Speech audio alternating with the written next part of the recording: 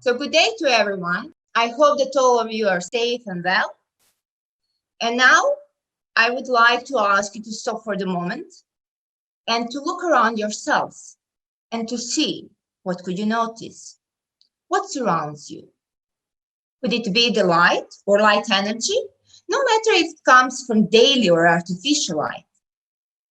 Are you familiar that light energy influences our mood, behavior, changes our life?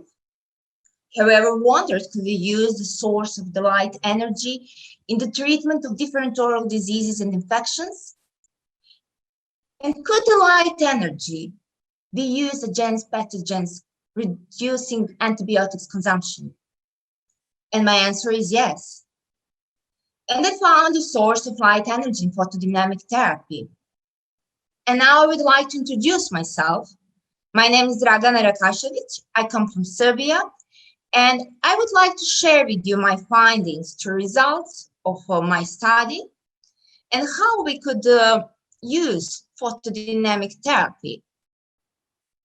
All the dental implants are commonly performed in daily practice with a highly successful outcome rates.